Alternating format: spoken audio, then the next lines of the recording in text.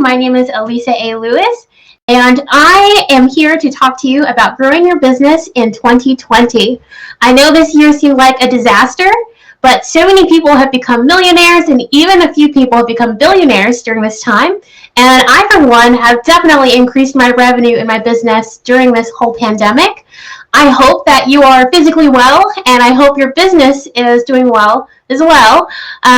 But if not, I would like to give you some tips that can really help you jumpstart at least the last quarter of the year. So I'm going to share my screen with you, and I'm going to share a few slides. Let me go ahead and hit that button.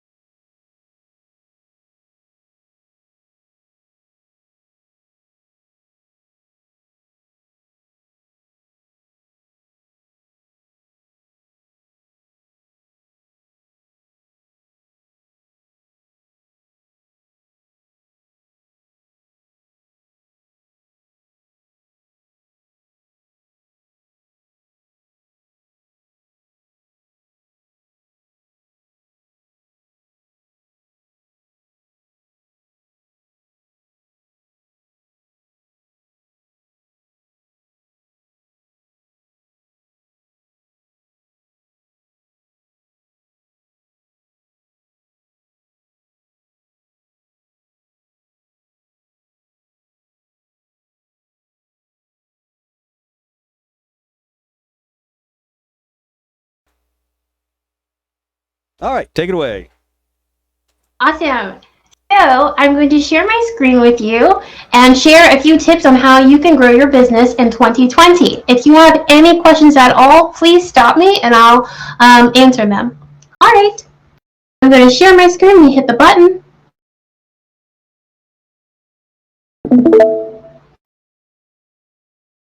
Right. Can you see my screen?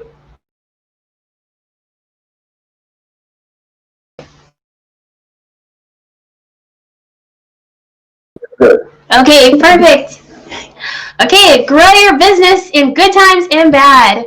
And when I mean bad, I mean right now. Yay!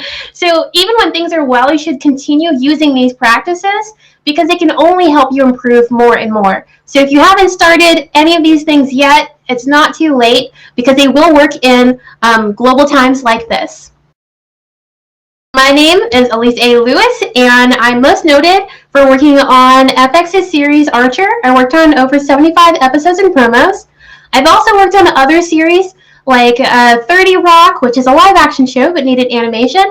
Most recently, I worked on the guy who makes Dirty Jobs. He has a new show coming out, and I worked on his series. I've also worked with Georgia Public Broadcasting, with Animation Domination, Apple, MTV, and I have some commercials and some government contracting work and all of that under my belt as well. So if you are ever in need of animation services, please let me know. I run an animation creative services organization called MyAnimationLife, and we help people who are looking to create animations get those started. And I also am on the board of directors of ASIPA South. And if you've never heard of ASIPA, they're an international organization that has over 48 chapters around the world. And ASIPA South is the largest animation society in the southeastern United States. I'm also a judge for the Emmy Awards. So if you need any assistance with how to make your film more award-winning or more likely to win an award, let me know about that as well. And I don't know if I mentioned it before, but I've been in the animation industry for a little over 14 years. So now with that introduction out of the way, let's get started. We're going to talk about three things: connectivity, sales, and magnetizing. And I know that a lot of you, especially in the creative field, have not gone to business school or haven't gone to like a special finance school or anything like that. I don't want you to worry. We're not going to talk about things that are very technical, okay? So the first thing we're going to talk about is connectivity. And when we're talking about connecting, we're really talking about getting people to feel like they're making a strong union with others. Right now, during this pandemic, people are separated. We are physically separated, and even when we're in the same room, we have to be 6 feet apart, and it's very trying on individuals. And you'll find that people have this deep desire to be close to one another. And even though we can't do that physically, you can do that with your business digitally. So if you can find ways to make people feel like they are close to each other, then that's going to help you significantly. I have some examples of stories with people who have done this, and I want to share one of them with you. And it's a group that I joined, and it was a ladies entrepreneurs group, and a woman was doing yoga, and she talked about how difficult it was to get people to want to join her yoga circle because she does a special kind of yoga that requires other people. And she found a way to do that online by getting people to interact with those others in their home to do the yoga. And so that was one way that she got around the whole she can't be in the studio with people to get together. Personally, I found that hosting speed networking nights has really helped me get people to have a genuine connection with each other. So when you are online and you're trying to get people in front of your art and in front of your business, it's really easy to say, I really need to get more people liking my page. And I see that all the time. People sending requests saying, oh, well, will you like my new page? Will you follow me on Instagram? And that's not the kind of connectivity that I'm talking about. I put on this slide, buyers versus followers. So we all want to see our follower numbers go up, but the real reason why we want that is so that we can see those dollar signs in our accounts go up as well. So if you're selling art, or you're selling a game, or if you're selling rigs so that people can 3D model and create their own games with it, you really need to focus not so much on the amount of likes and the amount of followers that you get on a page or on a post, but on the genuine connections you're making with people. So when you're on your page and on your site, pay attention to who is liking your content and try to foster relationships with those people that are genuine and strong, because those people are most likely to be your buyers than the people who are just liking your page because you asked for them to do that. This is an example of focusing on warm traffic. And warm traffic is that referral traffic, and it's a traffic that is affiliated with people who genuinely love your product. So if you have a friend that likes your work and tells another person, hey, you should check out my friend's work, or you should play this game because I really enjoy it, that's the kind of connectivity that's going to bring you sales versus just another person who's going to maybe consistently like your posts. My last point on this is to build a community around your business. So it's one thing for you to have someone who will seek out your work and will like your post and will share your post with other people, but it's another thing to build a community that will keep them coming back. So what you want to do is find some place to hold them. And I know that sounds aggressive, but you want to keep them with you the entire time. So if you have people who are liking your page, who are sharing your post, who are playing your game, finding a way to house them. We're on Discord right now, so if you could create a Discord page or a Facebook group or a forum or something to make sure that people have a reason to keep coming back to you and that they feel like they're a part of some sort of family, then that's going to more likely get you sales than if you just had them pass by. Think about communities that you have joined. If you're playing a game and it's just a game that you enjoy and you play it and then you leave, you haven't really added any more dollars to that company. But if you join an online group around that game and you're talking with other people, and maybe you're discussing new strategies or other upgrades that you'd like to buy for the game, then you're creating a lot more revenue for that business than if you were to just passively play the game and not join a community. So you really want to bring people into some sort of bonding activity, and that will help improve your business significantly, especially at a time like now. The next thing I want to mention is sales. So sales is something that has, for the most part of my career, been a very challenging thing to understand, because when I first thought about sales, I thought about, I just ask people to buy my art. And you might be thinking, I'll just ask people to buy my game. I'll go to events and say, buy my game. I'll go online and say, hey friends, hey family, hey followers, will you buy my game? But you have to understand that when you are selling people your game, you're selling them more than just a moment to enjoy what you've created. You're selling them a part of you. And people have to fully understand who you are, what your company is about, what your business is about, what your art is about, what your game is about, before they decide to purchase it. So brand clarity is everything. You want to make sure that you clearly articulate what people are going to get when they interact with you or whatever product that you are selling.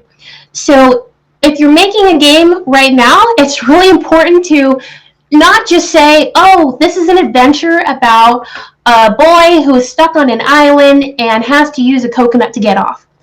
That's one description. It would be much better for you to say, this is a game that will get rid of your boredom and make you feel empowered and show you the survival skills you've had locked within you all along.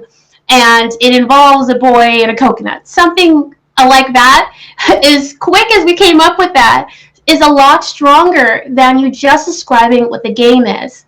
It's important to pull the user into the sales pitch. So making sure that they are a part of it whenever you're thinking about how you're going to explain your brand. Every purchase is an emotional purchase. You might think that what you're creating is really speaking to a need that your viewer, your customer, your whoever it is, your patron is. You might feel like you're speaking directly to their need, and I know that I feel that way often, because what I do with the animation industry is give people resources for employment. And I think, every artist needs these resources. But I have to really think that it's not about the resources that I'm offering, and it's not about the fact that I feel like people need what I'm giving them. And if you're creating a game, you might think, people need to play this game because they need to hear this message that I want to get across, or they need to feel these emotions, or they need to understand what's happening on this mission with this character. But you need to speak directly to the emotions of the person who is playing your game, or who is buying your art, or who is using your services. Because every purchase is an emotional purchase. Think about the time you went to the store to buy something you needed. Maybe it was a bottle of water, or a chair, or a vacuum. If you walked into the store to purchase that item, full well knowing, I'm going to purchase this item, yes, that salesperson has a higher likelihood of you purchasing the product. But if you walked into that store and said, I don't know what I need today, let me figure it out, and you were just roaming the aisles, the likelihood of you buying something, that vacuum, that chair, that bottle of water, is very low, whether you really need it or not. So the salesperson has to convince you that you need it. And unfortunately in the arts, we often have to convince people that our art is needed, because so much of what we create can be considered a luxury. So it's important for you to tie people's emotions to whatever they're purchasing.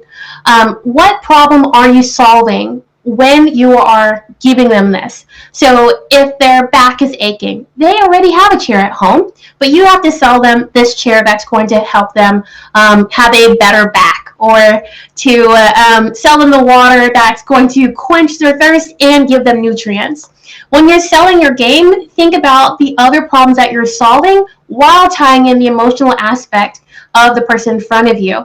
So figure out what their needs are and then speak to that in a way that taps into their heart more than their mind. I like to do this method, which is letting the customer calculate the value. So instead of me telling you, this is worth $15.49, which I may have calculated based on my own numbers of how much it costs to create an item, I will instead say, how much would it mean to you if you were able to feel like you were a part of a community that understood that Pokemon are to be trained the way it should be. However you want to say it. Let's say if you were making a game about Pokemon. So if you can figure out what your product would mean to the customer, and you have to go in this order. You have to figure out exactly what it is you're selling and be very clear about it. You have to figure out your emotional appeal and then figure out which problems it's solving, and that's the only way you can actually talk to your customer and figure out what they value your product as. So if you're in business and you are, let me think of a common one, you are a programmer for websites. Maybe you, actually, let's keep it game related. You're a programmer for games. You create levels. So let's say you're a level designer, and you need to figure out how can you estimate the true value that this customer has you at before telling them what the price actually is. So what you can do is talk to them and say, if you had a level that had these capabilities, what would that do for your game that you're creating? What would that do for your company? What would that do for your message that you're putting out there? And that'll get people thinking, well, how much is this really worth to me? Is this something that's really helping me? And that'll lead them in the direction of telling you what they're willing to pay before you even have to bring out the price. And so that is a big win in sales if you can get people to tell their price first. I know we went a little fast through the first two, but it's only because this next one is kind of a doozy. So we have magnetizing. Yay! This is a huge one, and if you have gotten the first two, connectivity and sales, if you understand those two, not that you've made your sale already, but if you understand that you have to build a strong relationship and an emotional tie from your customer to your brand, then this next step is going to be extremely easy. Okay, so now we're going to magnetize our company. We need to bring people in. That's the only way that we can build a community is people are coming in. That's the only way that we can communicate to them what our value is and what our brand is and figure out what they're looking for is if we bring people in. So after we've brought people in, after we have gotten to the point where we understand what people need to do when they get in, we need to figure out how we're going to get them coming in. So we're going to magnetize our company, and the first thing we're going to do is take people on our journey, and then we're going to become a funnel, we're going to coordinate our destiny, and then the last one, we're going to engage. So the first one, if you are starting out, this is some of the strongest advice I can give to you, because if you don't have a lot going on with your game company or with your service design company or whatever it is, if you don't have a lot going on, you're going to need to do this from the get-go. And that is to show what you are doing.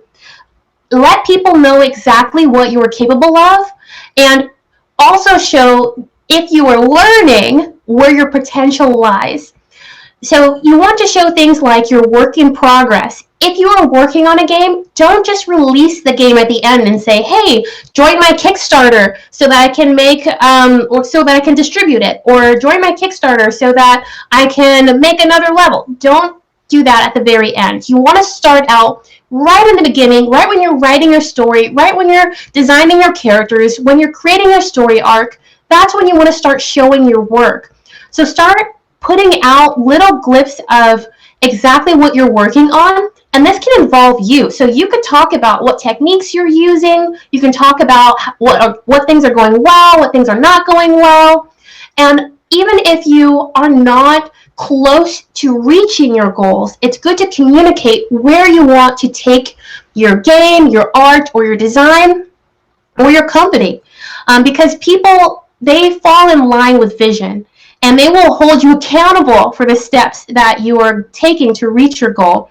So if you know that your goal is to distribute your game in the next year, and you would like to create 3 levels, and you have X number of characters to create, letting people know not 100% the specifics of this many games and this many levels, but letting them know that you would like to create more levels, that you're interested in this style, and that you'd like your deadline to be a year, and letting people be a part of that journey is going to build trust. And trust and authenticity from hearing a voice that doesn't just tell them one side of it.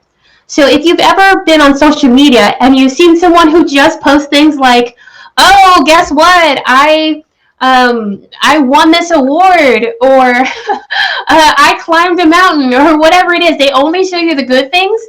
That's not the person that, it might be the person you admire, but it's not the person that you fully trust. It's the person who shows the ups and the downs that is able to build trust. And that's what you're building when you show the positives, the negatives, the goals, the setbacks, all of that. You're building this fully dimensional human online that people can relate to and that they can ultimately trust and feel like they have a connection to. If you have anything that you discover along the way, include that as well. And I'll give you an example. There was a time I was working on a short film, and it was with red balls of clay. And I had to take red balls of clay and animate it in, I think it was a 2-minute animation. It was very abstract. It was not visually appealing. So I decided I'm going to take people along my journey, because I'm not getting a lot of people asking for my services as an animator right now. And I need to really improve that. I don't have a lot of projects that are coming in right now, so I don't know how I'm going to do that. But I will take what I have, which is this simple project. The request was to make the red clay balls move on the screen, and I'm going to turn that into a take us on a journey moment.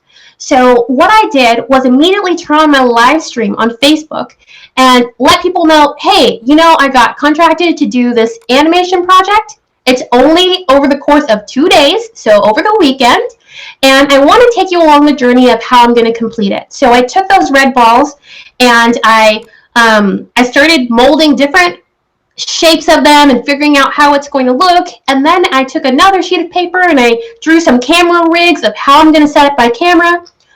I set up my first camera rig, and during the live stream, I completely failed. The rig just did not work at all, and I had to scrap the idea and come up with another one while on camera. And as I did that, I saw that there was more people coming into the live stream and more people giving feedback and engaging with the live stream while I was showing my failure and how I turned that around into something that was more successful. So those kind of stories are not as often seen on social media. So if you're working on a game and you're running into a challenge, don't be afraid to show that to people, because it's way more relatable and people are going to keep coming back to see something like that. They're going to want to see you finally make it. The next thing is to become the funnel. So if you are struggling to get people to come to your business, maybe they don't see your posts very often, or they're not engaging with them and you know they're seeing your post, which is so much worse, but it happens. If that's happening, it's really important for you to build a reason for people to come back. So you have to start injecting value into every single post. And I've done that in the past when people have gotten bored with seeing my post or a little bored of seeing my face on video. I have created content that snuck in some value for the audience. So what you can do is find resources that your audience is interested in and put that in your post. So let's say you created a rig for a character and you want to show off this rig, but people are kind of tired of seeing your rigs. They're not interacting with it as much. What you can do is maybe create a list of other resources for rigs, or create a step-by-step guide of how you created it and how other people can create it. or some other thing that people are interested in and that they want, but something that is, how can I say, something that people don't want to do all the work themselves to figure out. So by creating a resource list for them, saying this is a list of a bunch of free rigs, or this is a list of rigs that also will work on this character, that's something they probably can look up themselves and will not take you a lot of time to look up, but they also don't want to. Think about Indeed, the jobs site. If you are not using Indeed and you're looking for a job, you could go to a bunch of company sites and look for jobs, but that would be time consuming. Indeed saves you the time by listing it all there. And you're going to save people the time of finding this resource by listing the resource on your post. Does that make sense? So instead of them going to do the work that they could do, you're going to do that work for them and put it in a place that they can keep coming back to when they want someone to do the work for them. So those done for you kind of posts. One thing I like to do when I'm hosting an event, especially if it's career related, is list a bunch of job posts that I found. So I might list 10 or 15 or even 20 job posts. Or if I'm hosting an event, I might list 10, 15, or 20 other events that are happening not at the same time as mine, but those events I will list. And if you're creating a piece of art or you're creating a program or some sort of level, finding something that doesn't take away from what you're creating, but could add to it. And it's something that people are also interested in.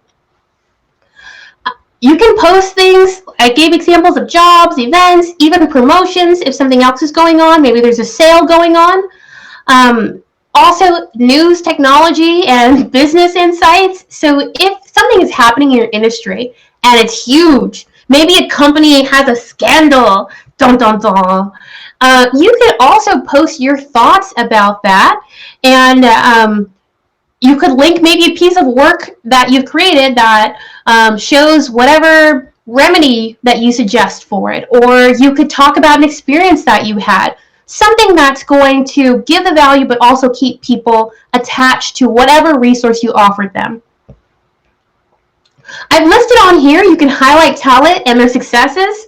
So this is the one that's scary, because when you list other people's work or when you show another artist, there's this thing within us sometimes that can be competitive, and it might feel like, oh no, I don't want to show somebody else's work because it is competition to mine.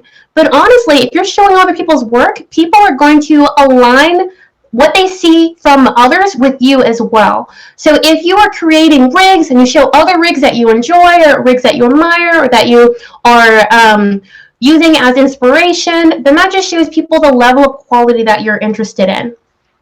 And then, of course, if you can't think of anything, show something that's inspirational or motivational. People might not come back to you for resources, but they will come back for a smile. The next thing is to coordinate your destiny. So if you are starting your business, you're just starting your game, or you're working with people and you want to expand so that you can distribute whatever you're creating, it's really important that you find a way to bring people together that are going to help you. So if there is an event going on, like Siege, it's really important that you be involved with that event. So don't just be an attendee, be a presenter. Be someone who can talk to the people in the industry that you need to get in front of. And you can do that through different industries. So let's say I want to go to Siege because I want to meet Andrew Greenberg. What I would do is sign up as a volunteer or as a speaker, and then at some point I would get to talk to Andrew. And Andrew knows a lot of people. He knows a lot of resources. This would be a very good opportunity for me. So you can do something like that as well. If there is a person you want to meet or an organization you need to get connected to or resources you need to get connected to, it's really important that you become involved with that community, that organization, that network, that company, that forum, in order to get connected with the people, the resources, the whatever it is you're looking for in a more organic fashion. This will be a lot easier than doing a cold call or cold email and trying to get connected. Also, bring people together.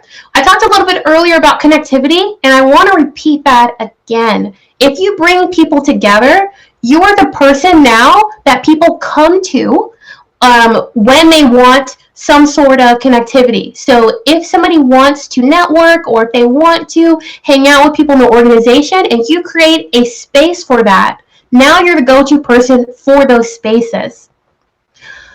And also join influential brands. So we talked about joining Siege, also joining the Game Developers Association. Joining these groups can put you in a position where you can connect with people with that brand under your belt. So an example, when I was in college, I had nothing under my belt. I had no names attached to me. I was a complete nobody, and it made no sense for me to reach out to high-level professionals because they have no reason to talk to me. It doesn't benefit them.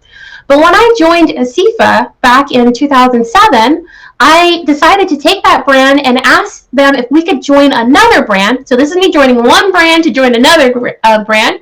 I joined ASIFA. That gave me a title as vice president. And with that vice president title, myself and the president, we went to the Atlanta Film Society, and we asked them, can we host an animation event for your festival because you don't have an animation section? And they said yes. And then I took that role as an animation event coordinator for the Atlanta Film Festival and contacted people at companies that were high level. I contacted executive directors and HR people and animation directors. I contacted them under the title of, hi, I am Allyssa A Lewis, and I'm working with the Atlanta Film Society, and we want to host a panel and would like you to be on this panel, and I'll be the moderator.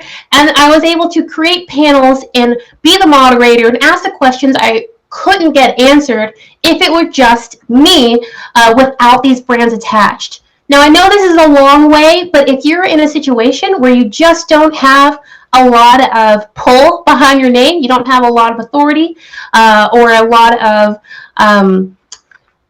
you don't have a lot of fame and celebrity, a lot of clout behind you, it's really important that you build a reason for people to engage with you. So building a community and joining these brands is going to be very important.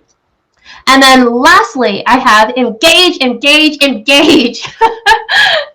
So whenever we're building a business, there's this mindset of it's important for you to get your voice out. You need to say what you want to say so people will understand what you're all about.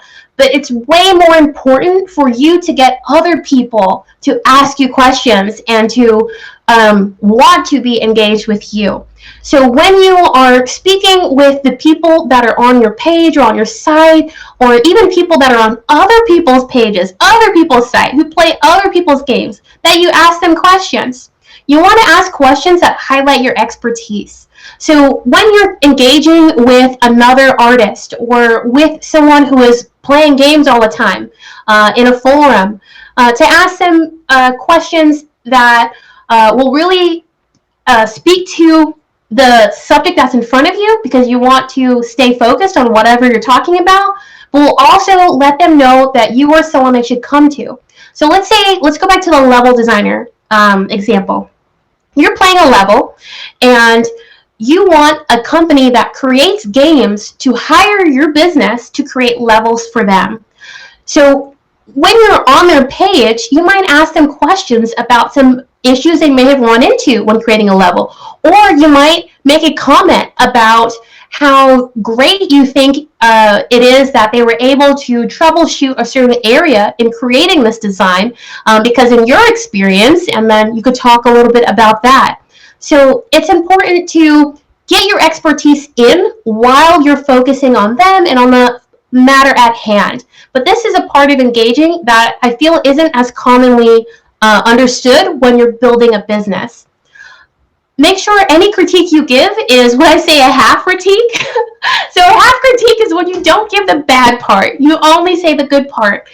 So when you're giving people your opinion on their work or on their services or on your brand or whatever kind of engagement you're having, make sure that you try to focus on the positive. And if there is something negative, say it in a way that is more of a question, like, what are some things you might have struggled with when creating this rig, if you see a rig that isn't working? Or what would you do differently if you were to use, whatever program you suggest? You want to physically get out there, and I know I say physically, but that is the loosest way I can say it now because we're all behind screens. But you want to be at these events. You want to be at Siege. You want to be at the GGDA meetings. You want people to, on the screen, see your face and to know that you're a person in the industry. Because once they see you constantly, this is going to make them have more positive feelings about you and about your brand. So if there's a way you can sponsor an event, or that you can be at the event, maybe on panel, or if as an attendee, just make sure your voice is heard, that this is going to help. And with Stay Visible, that really is talking about your game, your brand, or your services. So if you're creating something, making sure that people are constantly able to see it. If you are given an opportunity to join a group that maybe has a playtest day, or if you are at an event and it has nothing to do with games and you bring your game as an aside, make sure it's an appropriate time to do that. Maybe it's like a mingling hour or something like that. Find ways to work whatever your service is whatever service is into your regular interactions with people, and this will keep people thinking of you constantly. When you do this, it's called top of mind awareness, and it's when people think of a certain subject, they think about you. They associate you with it. And that's what you want. So the next time they have an opportunity or they think of buying something, they think of you first. And then the last thing is befriend other magnets. So other people who do these things, who use these methods, you want to be friends with them because it's going to help you down the road. If there are other people who are working hard to improve their business through connectivity, through improving their sales, through magnetizing their presence online, then befriend those people because they're more likely to give you advice, to share your company with others, and to even give you tips on how you can go further. Also, people who are constantly growing their education are way more likely to stay in their industry. So just by virtue of you being at this conference, you being at Siege, you coming to panels like this, makes you more likely to stay in the games industry than people who do not. I would love to know what your thoughts are on, on anything that I have said. I'm going to open it up to questions. I'm going to leave this up for a second. I'm going to count to maybe 15, and you can take a snapshot, and then I'm going to stop sharing my screen and just go straight to questions. Let me put my timer on. All right.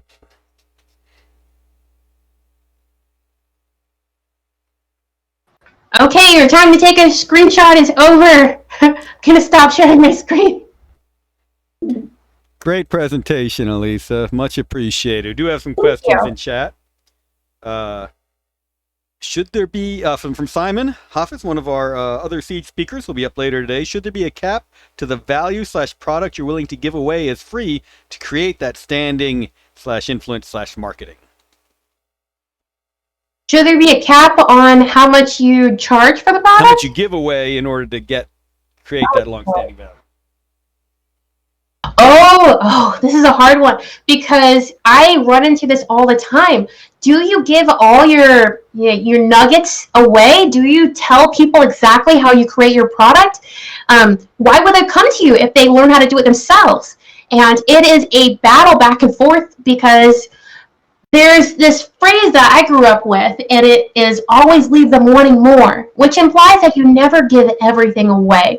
And that is a little bit true. You don't want to give every single thing away. Maybe your best kept secrets are kept to yourself, but you have to let people know that you give high quality information. So there's a balancing act with that.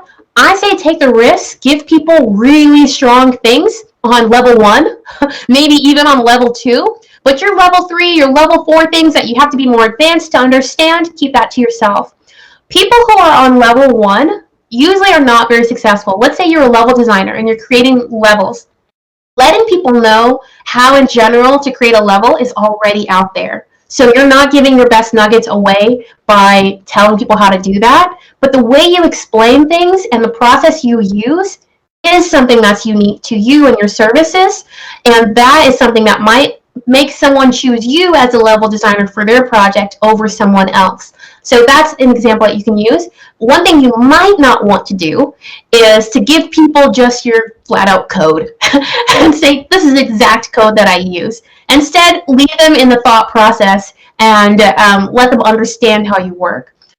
All right, great feedback. Kiba from SCAD says it's great to see and hear from you again.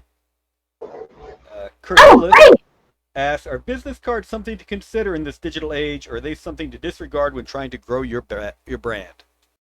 Oh, I love this question because it was about 2 weeks ago. I was talking to someone about it. I just personally, I don't like business cards. I don't like paper. I don't like having to carry things to hand people. I like getting information, yes, but I don't need paper for that. I could use my phone and type in your email, or I could look up your information and I can have all your info digitally, which can be constantly updated, versus your business card, which is a stagnant, tangible piece of paper that does not update whenever you make changes. So I personally am biased in that I do not enjoy business cards and I hope they burn. But right now, what's great is that we don't need them because we are at home and we physically cannot get business cards. So in one regard, business cards are not being used right now, and I want to stress right now, I don't know what the future holds. We might end up in a situation where we all have to live in a village together and business cards are really, really important. So right now, they're not as important, but what is more important is that your information is accessible and very easy to find. So if you have not already worked on a website or social media presence and you haven't learned SEO, which is search engine optimization, for your services, for your art, for your business, you have to learn that. Like before this year is out, start learning that because that is your new business card. That's the way people can find you. Meet Mike Sal says, great presentation, super packed with great info. Ryan Klein asks, you mentioned that a pitch should be able the emotional response from your users, I guess to stimulate an emotional response from your users. But I also find it's hard to do that and also explain what you have from a practical standpoint. How do you strike that balance? So this is a communication issue. It's really important to understand how to speak to your customer, and that takes understanding who's in front of you. You can be really technical about what you do and what you offer when you're talking to someone who would understand it. But if you're talking to an average person, let's say the person who says, oh, I always wanted to make a game, this is not the time to whip out your information about code. That's the time for you to talk about what you really do. You're not just a coder who makes levels. You're a person who actualizes people's visual ideas. You're a person who creates interactivity with people's illustrations, with people's 3D models.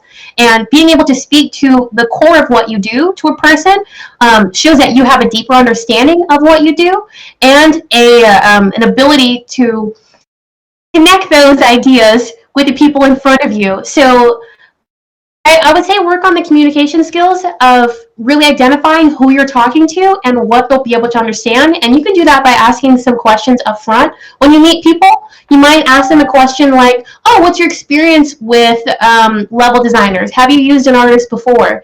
Have you used a game company to create a game before? And if these answers are all no, then you know it's coming down. You might ask, do you understand the process of making games? Have you ever made a game before? Those kind of questions are going to tell you whether you should kind of water down your language and move towards language that speaks to overall what you do versus very technical, this is how I'm special from other artists. Excellent. So one final question. A lot of what we've been presenting this weekend is on user-generated content, and a lot of what you talk about is very true for the UGC community. You really want to be supported by other creators. If they promote you and you promote them, it'll double everybody's sales.